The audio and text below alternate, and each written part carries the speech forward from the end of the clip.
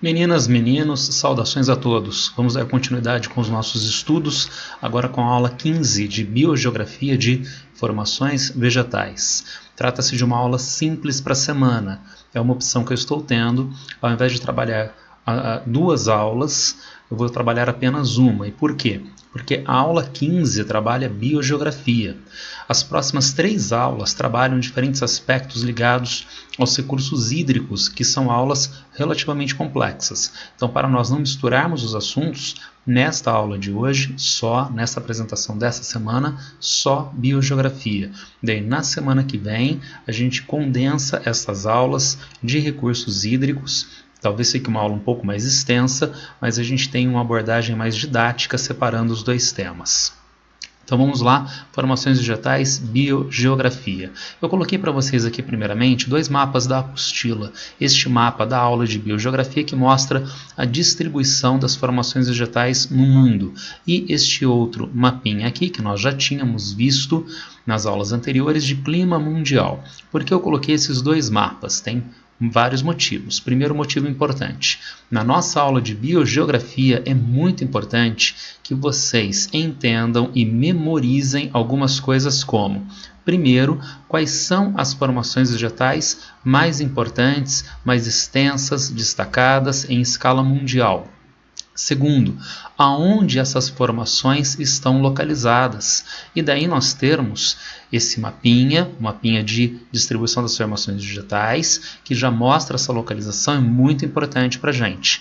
Aqui esse mapinha não vem do nada, nós precisamos entender a relação entre as formações vegetais e outros fatores, naturais ou antrópicos, naturais ou relacionados à sociedade. E daí eu ter colocado para vocês uma relação muito importante e recorrente nos vestibulares, que é a ligação da distribuição das formações vegetais com a distribuição dos tipos climáticos. Então é importante saber quais são essas formações vegetais, aonde elas estão localizadas e a correlação entre formações vegetais e tipos de climas. Vamos tentar então abordar esse assunto, vendo alguns outros aspectos tão importantes desta aula.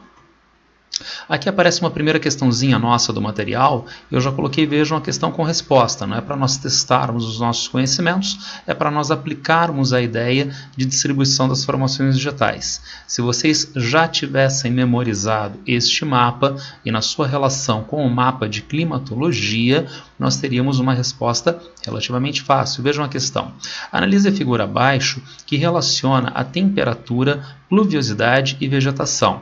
Aqui nós temos a curva de precipitação, que começa aqui bem baixinha, tem uma pequena subida, queda, e depois chega nas porções mais elevadas. Temos aqui a curva de temperatura, começa aqui baixinha, portanto essas devem ser as regiões polares.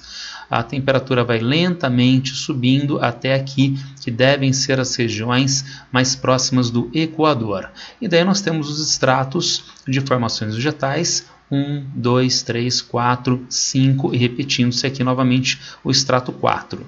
Considerando que a vegetação está diretamente relacionada às condições climáticas, sobretudo de temperatura e de pluviosidade, identifique 2 tipos de vegetação na figura. Quais são os tipos de vegetação? Nós temos aqui a sugestão da questão, né? 4 savana e 5 floresta tropical. Então, na área de maior pluviosidade, floresta latifoliada tropical, floresta latifoliada equatorial. Na área que coincide, maior pluviosidade e maior temperatura. As cercanias das florestas latifoliadas tropicais equatoriais, nós normalmente encontramos uma vegetação de savana. Nós já vamos caracterizar a savana, que aparece então aqui, vejam, as cercanias das áreas de climas mais quentes e chuvosos, provavelmente nessas áreas número 4, com clima tropical. E o que nós teríamos aqui no número 1, né? Provavelmente vegetação de tundra ou neves cobrindo o solo constantemente. Na região 2, uma área estépica.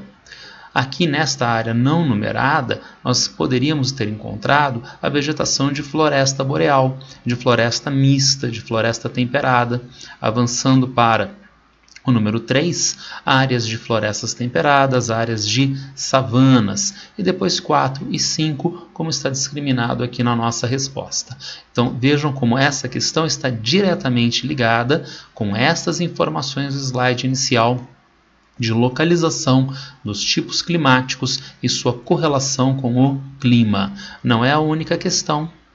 Vejam aqui uma velha, muito velha questão da FUVEST 1992, mas que ilustra esta mesma ideia. Do grande alongamento do continente americano no sentido dos meridianos e de sua posição no globo terrestre resultam uma grande diversidade de clima e vegetação. Caracteriza os tipos climáticos e as formações vegetais neste continente, indicando seu aproveitamento econômico em áreas de baixa latitude, em áreas de alta latitude no hemisfério norte. Baixa latitude, então está falando da região intertropical e quais seriam os tipos climáticos nestas áreas. Equatorial e tropical são mais destacados. Formações vegetais nestas regiões.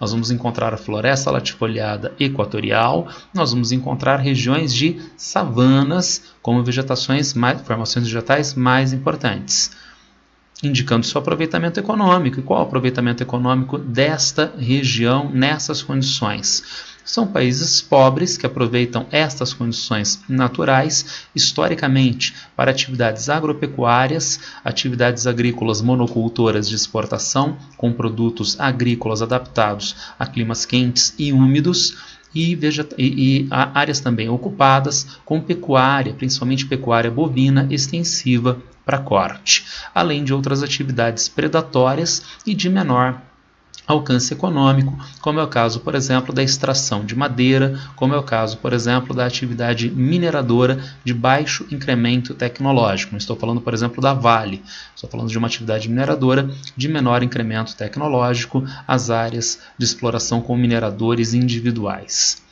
Mas como aconteceria a mesma coisa em alta latitude no hemisfério norte? Nas altas latitudes nós vamos encontrar então a vegetação de tundra em áreas de clima polar. Nós vamos encontrar a vegetação de floresta de coníferas, também chamada genericamente de taiga, nessas regiões norte do continente, especialmente no território canadense.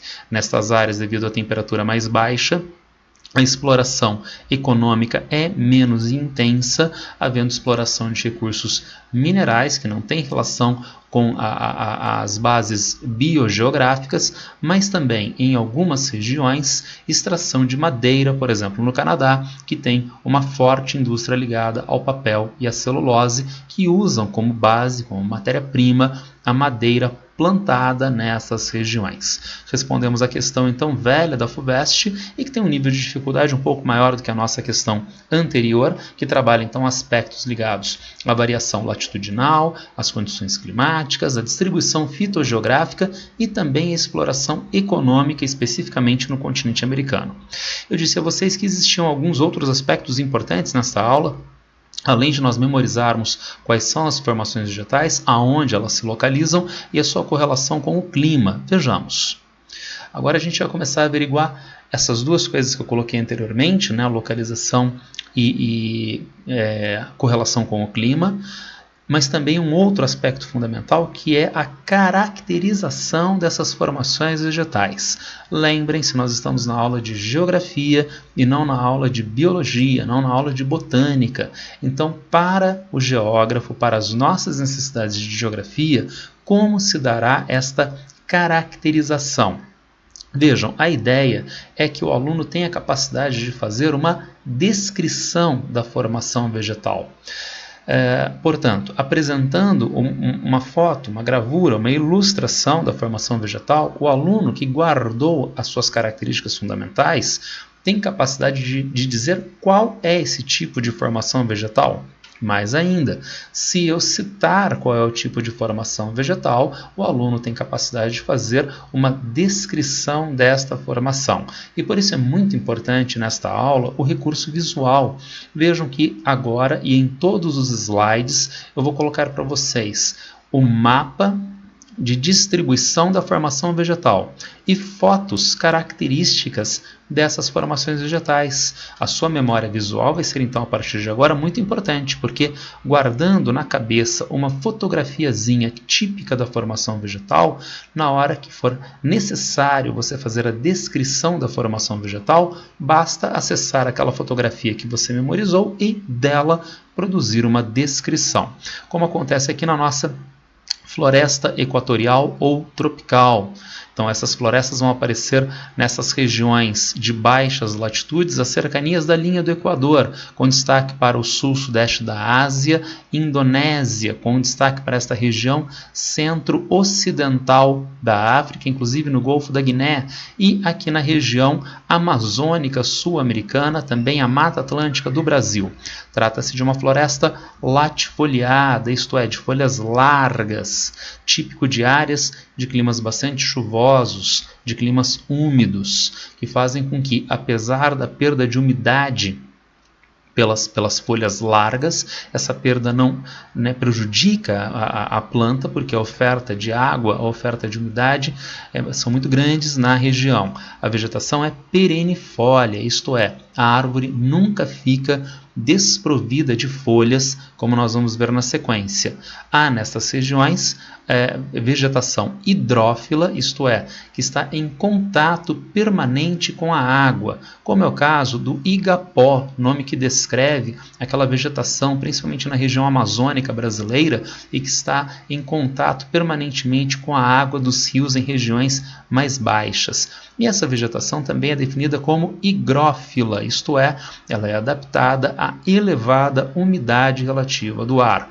Nós encontramos aqui fotografias, aqui no centro da África, veja um gorila, nesta área de floresta latifoliada.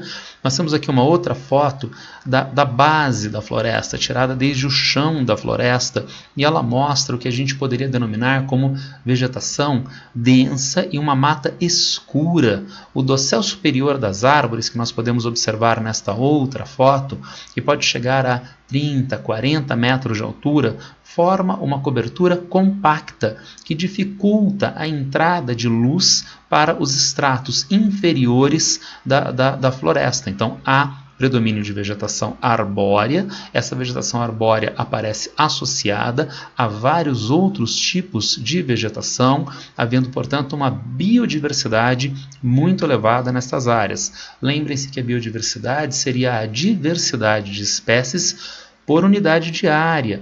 Então, numa área delimitada de, por exemplo, floresta amazônica, nós vamos encontrar uma enorme quantidade de espécies animais e vegetais. Então, novamente, a localização é muito importante, está aqui o nosso mapinha de localização, a correlação com o clima, nesse caso, o clima equatorial, o clima tropical, e as características da formação que vocês devem memorizar através da memorização dessas fotografias típicas da formação vegetal. Avançando, floresta subtropical ou temperada, vejam aqui na porção oeste dos Estados Unidos, na Europa Ocidental, temos aqui no sul da Ásia, áreas de floresta subtropical, que nesse caso é caducifólia. E por que caducifólia? Porque chegado o período mais frio do ano, no outono ou no inverno, a vegetação vai perder, as árvores vão perder as suas folhas, atravessando o inverno sem as folhas, só com o caule, só com a galhada da vegetação, que retorna durante a primavera, durante o verão. E daí nós temos aqui a brincadeirinha de fotos tiradas numa área de floresta subtropical, de floresta temperada, da mesma posição, da mesma perspectiva em diferentes estações do ano. Daí vejam aqui no verão a vegetação relativamente exuberante, não é? Com as suas folhagens verdes. Agora no outono as folhas amarelas, prontas para se precipitarem, e agora no inverno a vegetação passa apenas com o tronco, com a galhada, desprovida que está de folhas, que só voltam a existir na primavera, no verão.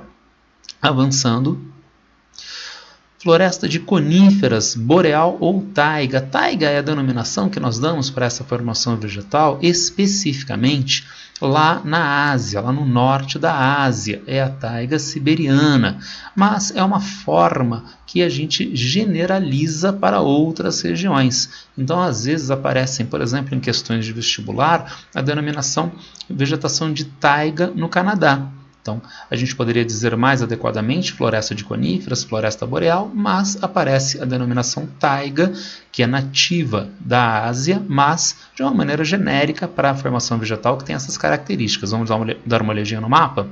Olha aqui, olha, no norte do continente americano, especialmente no Canadá, norte da Europa, norte da Ásia, que são as principais áreas de ocorrência dessas formações vegetais. Vejam, aqui nós temos as gravuras que mostram as características dessa formação vegetal, com o destaque das florestas de pinos, não é? de pinheiros, que são florestas, vejam, perennifólias, não é?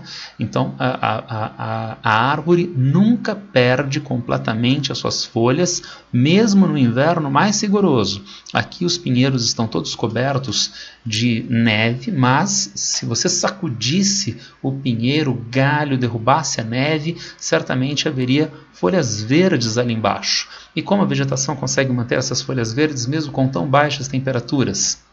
As folhas são em formato de agulha, aciculifoliadas. As folhas são contorcidas em torno delas próprias, fazendo com que haja uma proteção contra a perda de umidade, a baixa temperatura. Nós também encontramos essa modalidade de floresta aqui no Brasil. É o caso da Araucária angustifolia, são as coníferas brasileiras que aparecem nas áreas centro-meridionais do Brasil, na verdade mais meridionais do Brasil, e principalmente mais elevadas, como acontece nos planaltos do interior do Paraná. Aqui em São Paulo, onde eu moro, São Carlos, há araucárias com uma relativa abundância. Inclusive na bandeira do município de São Carlos, ao centro dela, tem o desenho de uma araucária. Em Campos do Jordão, em São José dos Campos, nós encontramos também abundantemente estas araucárias. Avançando, redução das florestas. A nossa apostila traz o mapa que mostra a cobertura vegetal atual e como ela era estimada há 8.000 anos. Vejam que houve uma redução da área de floresta. Por exemplo, aqui na Eurásia. Por exemplo, aqui no continente asiático, nessas porções meridionais, também na África. Vejam, aqui na América do Sul não houve uma retração tão significativa quanto em outras regiões, mas também não deixa de haver esta retração. O que estaria causando fatores destas alterações? Primeiro, mudanças climáticas. Alteração nas correntes marítimas, por exemplo. Então, a alteração de padrão de correntes marítimas é um fator muito importante da alteração das condições de temperatura e umidade em extensas regiões do globo, que fazem com que haja a possibilidade ou não de suporte de uma vegetação mais densa, arbórea, como é o caso da vegetação florestada em área intertropical, em área úmida ou não.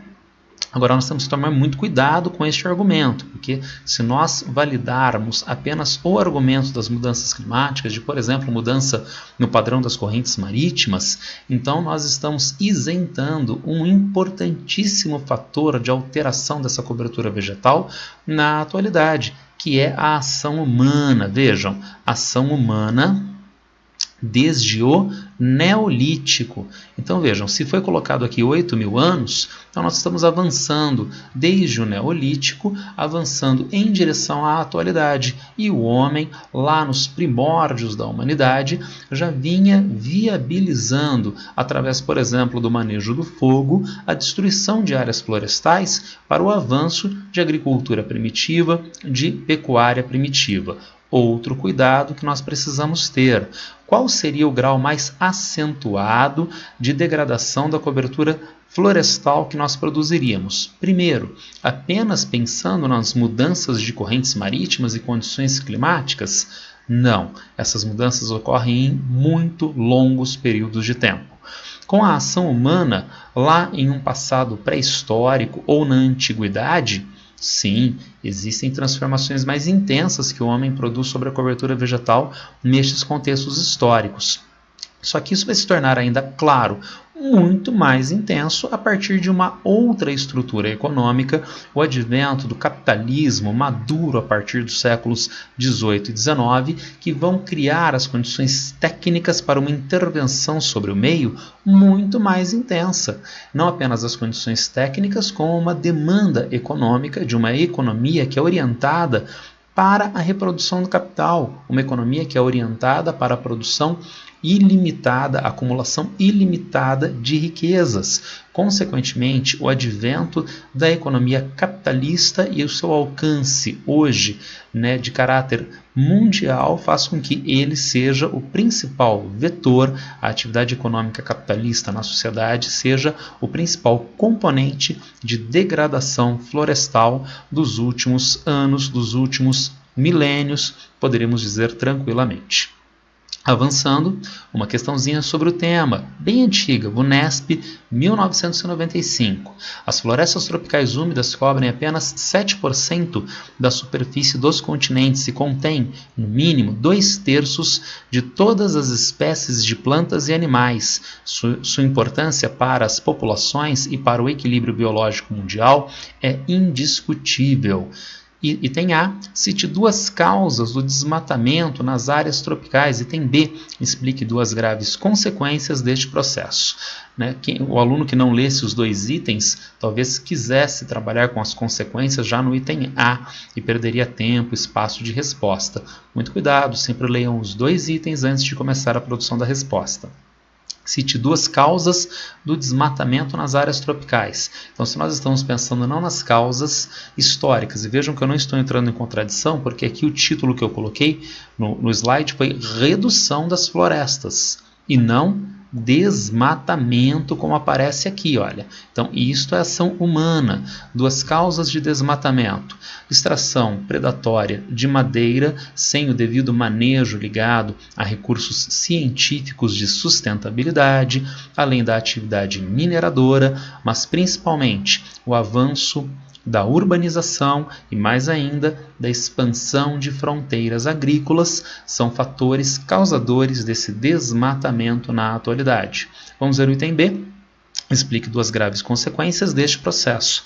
Então, as consequências são inúmeras, e a VUNESP, em 1995, pediu 2. Poderíamos colocar consequências ligadas ao solo, consequências pedológicas, não é? A exposição do solo à chuva, à insolação, que aumenta a degradação do solo, o solo que vai ser movido horizontalmente em processos erosivos, sedimentos que são carregados superficialmente até os cursos d'água, que são então aterrados, o processo de aterramento desses cursos d'água, então avançando para consequências hidrológicas. Se há perda de recurso de solo e de recursos hídricos, então há problemas para a produção agropecuária, então a perda de solos agricultáveis e assim sucessivamente. Então nós temos inúmeras consequências. A VUNESP então queria que o aluno fizesse 2 recortes, explicasse esses 2 recortes e já seriam suficientes. Avançamos para a nossa vegetação de savana, abandonamos então as formações florestais. Vamos dar uma olhada nas savanas aqui no mapa. Aparecem aqui na região centro-norte oriental da América do Sul, em vastas regiões do Brasil. Por sinal, aqui no Brasil nós damos um nome para essas savanas, que é a vegetação de cerrado, tá legal? Aparecem extensamente no continente africano, as cercanias das áreas que nós já vimos de floresta latifoliada. Então vejam aqui as formações de savanas, também na Ásia, também na Austrália. Aqui a foto com o elefantezinho, não é? A foto típica de savana na região africana. Aqui outra foto da savana africana, aqui do cerrado, a savana brasileira, e aqui na Austrália. Vejam que uma característica peculiar da savana é a ação natural do fogo. Trata-se de uma vegetação, como nós podemos ver aqui nas gravuras, que tem um maior ou menor espaçamento entre árvores de pequeno e médio porte, associadas à vegetação arbustiva, à vegetação herbácea. Nessas regiões de clima tropical, há uma sazonalidade de pluviosidade. Durante um período do ano é bastante chuvoso, normalmente o verão. No outro período, seco. Nós estamos em áreas que podem ter longos períodos de baixa pluviosidade, de umidade relativa do ar reduzida, mas ao mesmo tempo são áreas intertropicais de temperaturas elevadas. Consequentemente, temperatura relativamente alta, baixa umidade relativa do ar, criam as condições favoráveis ao fogo. E, consequentemente, pensando darwinianamente, essas espécies vegetais acabaram se acostumando, se adaptando a essas condições de incêndios periódicos. Então, há uma ação natural do fogo nessas regiões, é uma vegetação relativamente bem adaptada a essas condições de incêndios naturais periódicos. Notem que eu estou frisando, incêndios naturais, está marcado no slide, ação natural do fogo. Na atualidade, como nós vimos anteriormente, existem várias formas de o homem interferir nessas regiões de savanas, aumentando inclusive os incêndios nessas áreas, muito acima do que a vegetação está acostumada naturalmente e, portanto, causando uma degradação que pode ser irrecuperável. Avançando, chegamos às pradarias e estepes, que são formas de vegetação predominantemente de gramíneas, né? Mas aparecem também, por vezes, associadas a arbustos mais ou menos dispersos na paisagem. Daí nós temos aqui no Brasil, por exemplo, a ideia de campos limpos e campos sujos. Campos limpos quando predominam gramíneas, né, na paisagem, e quando esse predomínio, esta monotonia é quebrada pela presença de arbustos, e daí a denominação campos sujos. Notem que esta vegetação vai aparecer em áreas de clima temperado que tem menor pluviosidade, umidade em regiões da América do Norte e da Ásia, também da África, aqui na região do Sahel, tá certo? A vegetação de gramíneas, como eu falei, mas por favor não pense em gramíneas se lembrando de um campo de futebol. Porque a gente pensa em gramínea, pensa na grama do jardim de casa, né? Não, as gramíneas podem chegar facilmente a 2, 3 metros de altura. Né? Pensem, por exemplo, que a braquiária, aquela planta, vulgarmente mato, que aparece nos terrenos baldios brasileiros, é uma planta que foi importada, né? Uma planta exótica vinda do continente africano durante o período da expansão europeia, durante o período das navegações. Essa planta em terrenos baldios brasileiros pode atingir facilmente 2,5 metros, 3 metros de altura. Então não pensem em gramíneas como um campo de futebol bem aparado. Não, não. Essas gramíneas podem chegar a altitudes mais expressivas, facilmente acima de 2 metros. Avançando, vegetação mediterrânea. Aqui nós temos as gravuras ilustrativas da vegetação mediterrânea, inclusive com os ditos maquis e garrigues, diferenciados pela densidade arbórea. Os maquis normalmente em uma densidade arbórea mais acentuada, os garrigues uma densidade arbórea menos acentuada.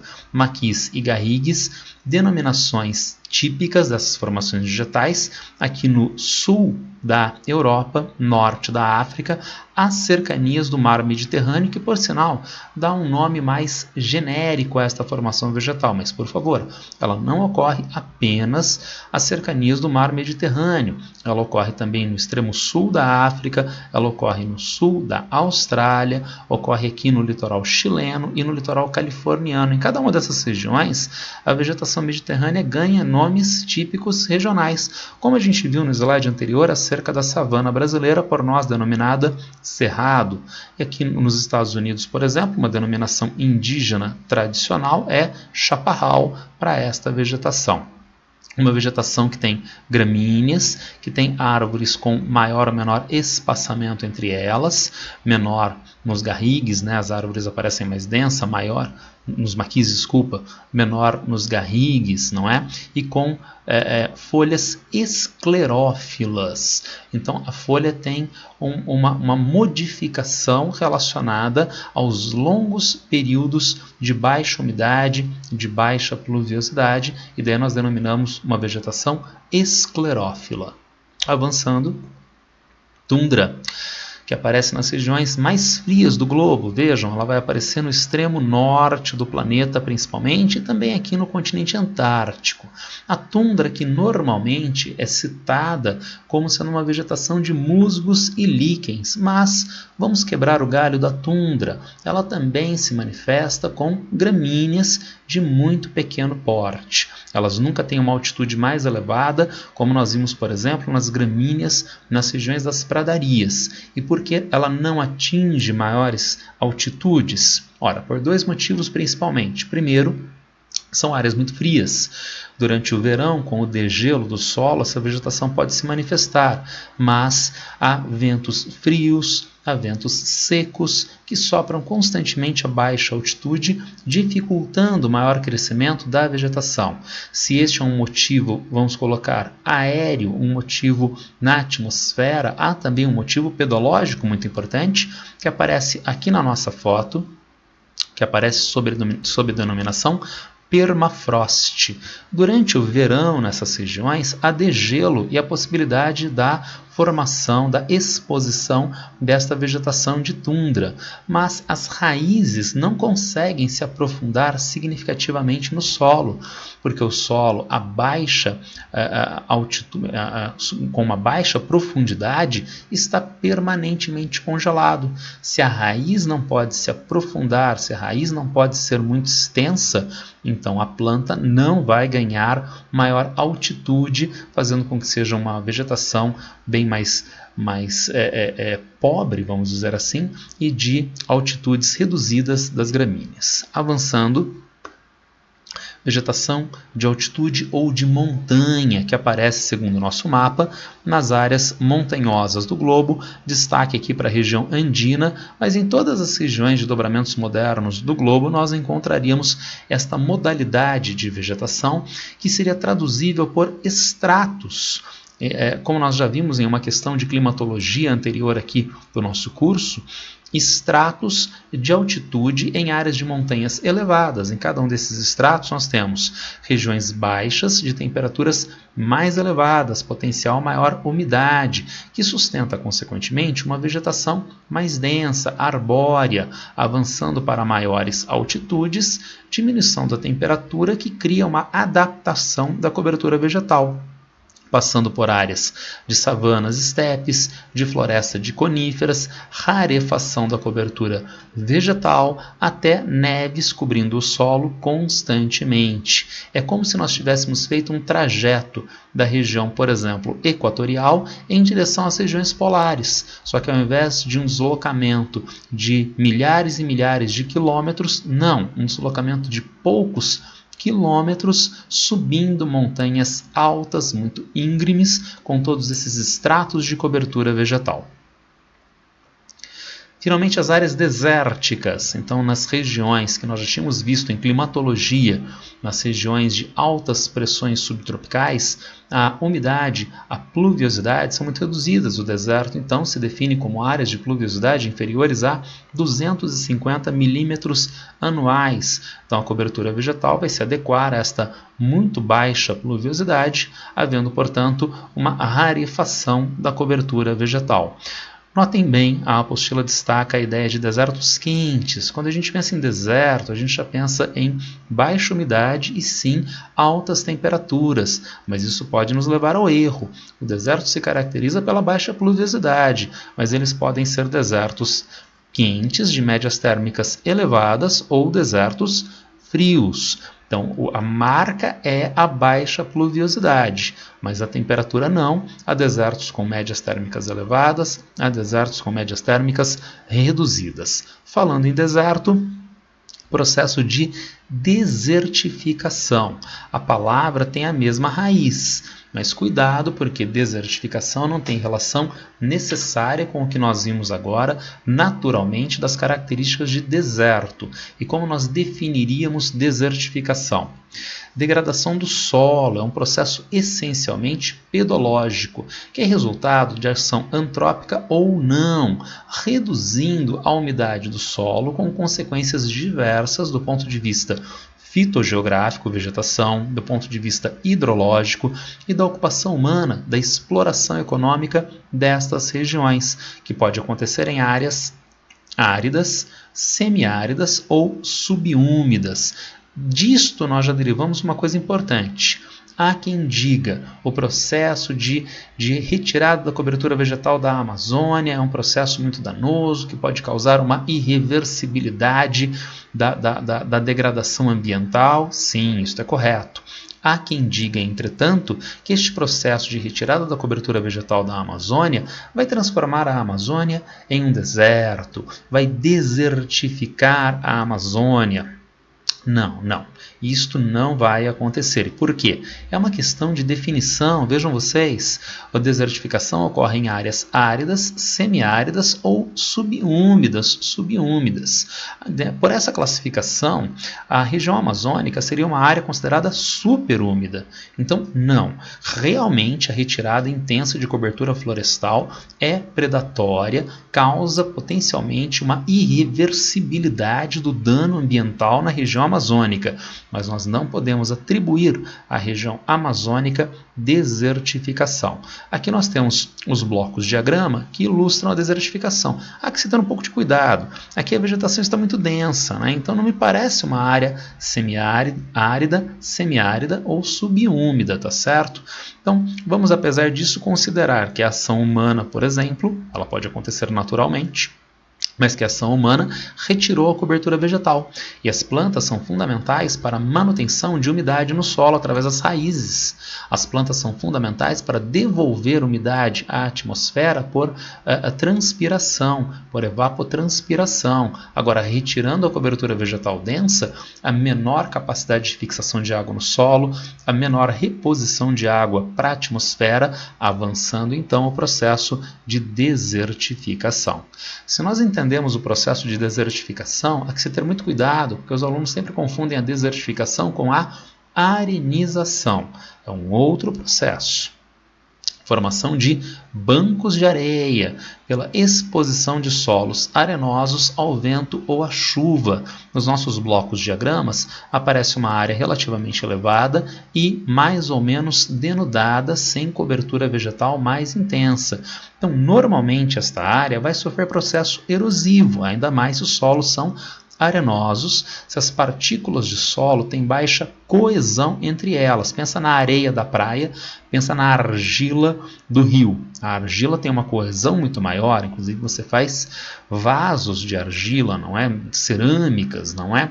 Mas com a areia é muito mais difícil, porque a areia tem baixa coesão entre as partículas, então essas partículas de areia podem muito mais facilmente serem mobilizadas pelo vento, pela chuva. Agora, se há uma ação antrópica intensa, o deslocamento desses sedimentos vai se tornar muito maior, cobrindo a vegetação nas áreas baixas, matando a vegetação nessas áreas baixas. A área baixa, que sofre acúmulo de bancos de areia e tem a sua vegetação nativa morta, passa ela própria, por sua vez, a sofrer processo erosivo, como nós vemos neste último bloco de diagrama. Então, cuidado, a arenização é uma coisa, desertificação é outra. Desertificação guarda alguma relação com o deserto, obviamente, mas é um processo de degradação do solo, de redução da umidade do solo no ar, que pode ser causado naturalmente ou por ação humana. Temos a questãozinha da Unicamp, recente, do ano passado. O mapa abaixo mostra a espacialização dos desertos no globo terrestre. Há alunos que acham estranha esta palavra, não é? Mas ela é recorrente na geografia. A geografia é a ciência do espaço. Então veja, a espacialização, a distribuição dos desertos no espaço geográfico. Então nós temos aqui áreas desérticas dispostas nos vários continentes no nosso mapa da Unicamp. Aponte uma característica biogeográfica e uma característica climática do domínio de desertos, vejam, frios. Diferencie deserto de desertificação. Então vejam, características climáticas, né? Então são áreas de baixa pluviosidade e que podem ter umidade relativa do ar mais baixa. Consequentemente, a vegetação se adapta a essas condições de baixa pluviosidade, aparecendo então gramíneas, arbustos esporádicos ou até mesmo ausência aparente de cobertura vegetal, que se manifesta apenas em poucas áreas úmidas, que nós chamamos vulgarmente de oásis. Isso pode acontecer em áreas de latitudes médias, como aparece aqui na América do Sul, como aparece aqui na América do Norte, também na África, principalmente aqui na Ásia, e nessas áreas, portanto, de latitudes médias, zona temperada do globo, esses desertos não são quentes, esses desertos são frios. E se o deserto, em grande parte, já foi caracterizado aqui no nosso item A, agora é hora de diferenciar frente à desertificação, que é um processo antrópico, humano, social ou não, natural, de degradação da umidade no solo, degradação consequentemente do solo, baixa fixação de umidade no solo, baixa reposição de água para a atmosfera, ampliando as áreas desérticas sobre essas regiões. Eu tinha dito anteriormente, isso tem implicações diversas, não é? Será que é possível a manutenção de agropecuária sem um maior incremento tecnológico nessas áreas que sofreram desertificação? Claro que não. Se as condições de manutenção de atividades agropecuárias tradicionais são dificultadas, talvez haja formação de pressão demográfica nessas regiões e, devido à desertificação, as áreas passam a sofrer com êxodo de populações. Então nós temos uma série de implicações que são pedológicas, que são fitogeográficas, que são hidrográficas, que são econômicas, que são sociais, relacionadas à desertificação. Avançando, questão do nosso material, ela faz uma espécie de síntese, né, do que a gente viu até agora, e ela diz: analise as informações sobre os tipos de vegetação e sua ocorrência no espaço mundial. Então, o que traz, quais são as informações que são trazidas para nós? Trata-se de uma vegetação rasteira de ciclo vegetativo muito curto, limitando-se aos meses de primavera e verão. É típica de regiões de altas latitudes, aparecendo nos continentes americano, europeu e asiático. Lembra que eu falei lá no comecinho?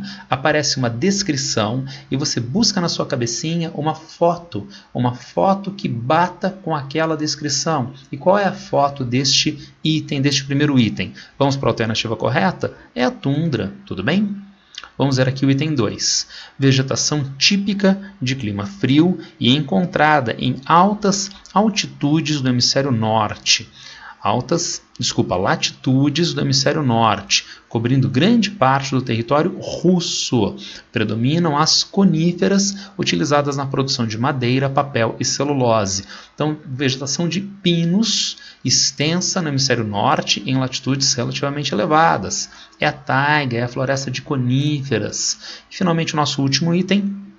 Trata-se de uma vegetação arbustiva, embora encontrada em pequenas áreas da América e da Austrália. Seu reduto característico é o sul da Europa e norte da África, região marcada por verões quentes e secos. Destaca-se o cultivo de oliveiras. Então aparece na Austrália? Sim. Aparece no sul da África? Sim. No sul da África? Sim, mas aparece frequentemente, mais extensamente, no norte da África e no sul da Europa, a vegetação, as cercanias do mar Mediterrâneo, a vegetação mediterrânea. Como eu disse lá no começo, é fundamental ter em mente uma fotografiazinha típica de cada formação vegetal para, havendo a necessidade, o aluno conseguir fazer a descrição desta formação. Havendo a descrição, como nessa nossa questão, identificar qual é o tipo de vegetação ou qual é a região do globo na qual ela se encontra. Finalizando, nós temos o conceito de hotspot, criado mais recentemente, tendo em vista o agravamento dos danos ambientais que o homem provoca sobre a natureza à sua volta. Daí, o que seria um hotspot? Eu tenho aqui uma definição genérica e uma definição mais específica.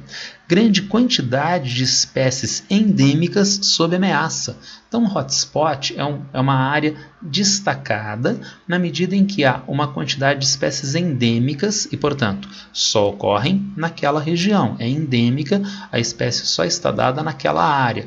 Só que essas espécies que só acontecem em uma determinada região estão significativamente sob ameaça e, portanto, nós temos o risco de avançar com a extinção de espécies no globo. Se esta é uma ideia mais genérica acerca de hotspot, como a gente poderia traduzir grande quantidade ameaçada mais objetivamente? Desse jeito.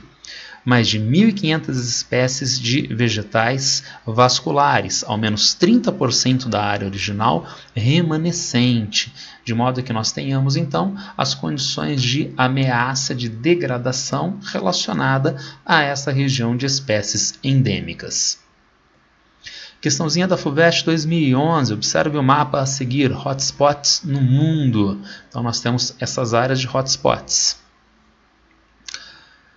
Em 1988, o ecólogo inglês Norman Myers propôs a criação do conceito de hotspot, com o objetivo de resolver um dos dilemas dos conservacionistas. Quais são as áreas mais importantes onde se deve preservar a biodiversidade na Terra?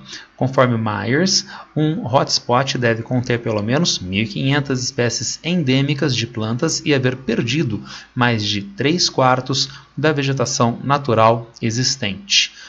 Sobre os 2 hotspots em terras emersas assinalados no mapa, item A, identifique e explique as causas da existência de hotspot em território brasileiro. Item B, explique as causas da existência do hotspot na Ásia Equatorial. Então, aqui nós temos a Mata Atlântica destacada, e aqui nós temos floresta latifoliada equatorial na Indonésia. Aqui na Indonésia, principalmente a extração de madeira predatória ameaça a cobertura vegetal nativa. Aqui no Brasil também, e este processo é acrescido pela expansão da agropecuária e da urbanização, sendo que a Mata Atlântica ocorre na região onde os principais ciclos de atividades econômicas do Brasil se desenrolaram ao longo dos últimos séculos. A produção de cana, a produção de café, a extração de ouro, extrativismo mineral no século XVIII, além de ser no século XX a principal área de adensamento urbano de atividade industrial no Brasil. Então respondemos a nossa questãozinha com os 2 itenzinhos da FUVEST.